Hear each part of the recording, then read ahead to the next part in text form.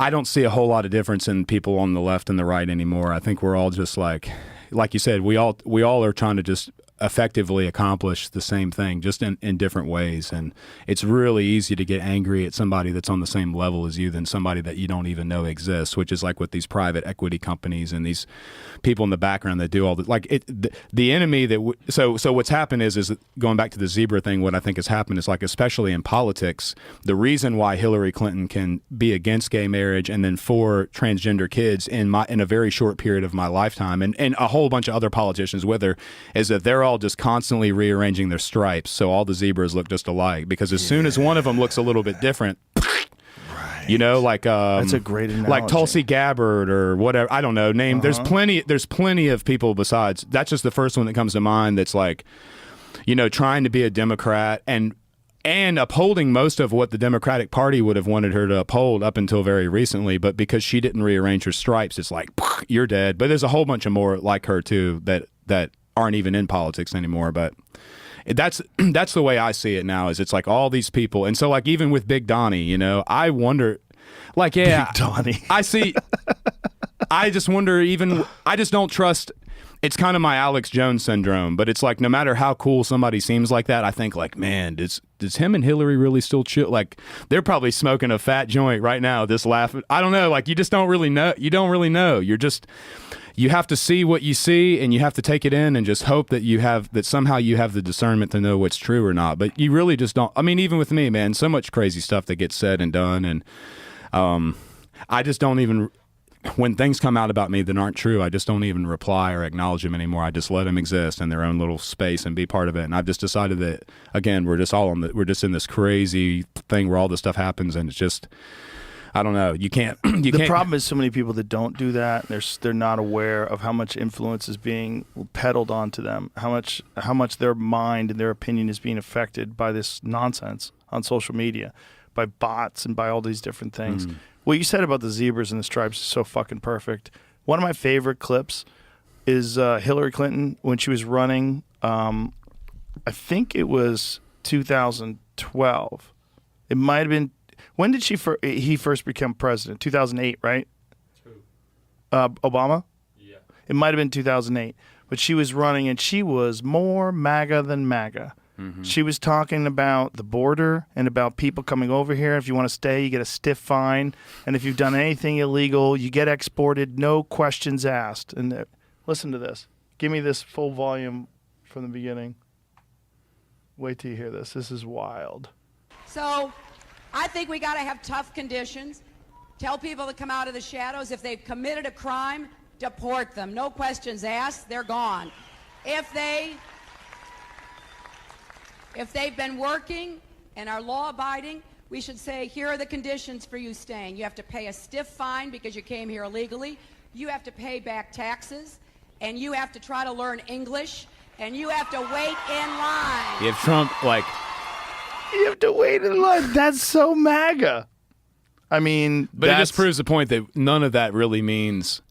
They're sitting in the green room in the back before that speech, and there's like some stuff written out, and they're just like, oh, I got to try to remember all this crap. Like, none of that meant anything.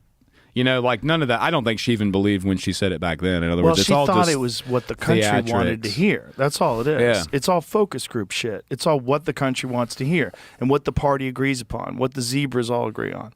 When you just said that, that's it perfectly. And as it morphs, as it gets into trans kids, you got to support trans people in the military. Whatever it is, they just all fucking hop in line. What flag am I putting in my Twitter bio? And to go back to what you said at the beginning about those kids that are riding with and they don't really even know what they're riding. They got the mask on, but they're doing this, and it's like, I guess what I mean is there's a bunch of human beings on Earth, especially now, like in this sort of like American culture and all the other sub-series of it, like in, you know, Europe and everywhere is so Americanized now. But there's all these people who are really angry. It's kind of like it's the reason why, you know, there's so many of these videos where they interview like the Antifa dudes, and they don't really even know why they're not able to talk. They're not really able to articulate why they're there or what they believe. They're just there because they're just there to riot, you know? Right. There's this like general anger that I think that dwells in a lot of us towards the system that we realize is inefficient and ineffective and rigged.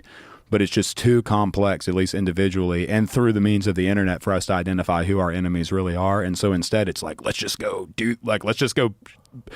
catch some shit on fire, because at least it feels like we're doing something. Right. Even though, but I think there's a lot more in common between the patriotic cosplaying type people who talk all the time about like, you know, that, and the people who are like Antifa. I actually think that they're two of the same cloth. They just both they both just don't really realize it. But I think like there is this really amazing sort of rebellious spirit of the left that just needs to be reintegrated into society with the right, and then it's like, then it becomes unstoppable, and it no longer becomes a left and a right thing. But I just don't think, like, I'll give you another great example, like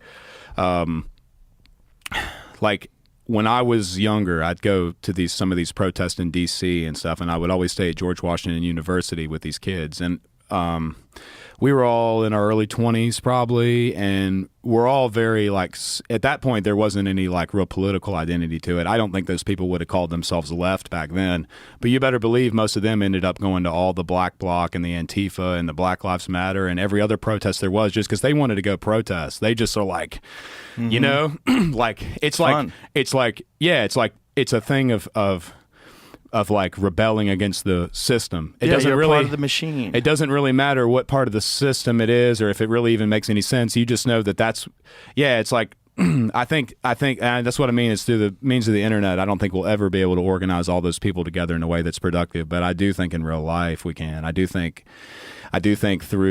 music is, I think that's why I want to focus mostly on music and like trying to influence it in a way to where the rich don't control it and the rich don't choose what songs we listen to and what songs make it on the charts like we do. I think that's the first step. I think music is some, like, I guarantee you, if there was some way to, I'm sure there's some report to be ran where you could see how people voted versus what kind of music people listen to. And I guarantee you a lot of people who voted differently listen to the same exact lyrics and resonate with them. Like, what is that? Like, that's all I mean, is this, we've just been mass distracted and misled.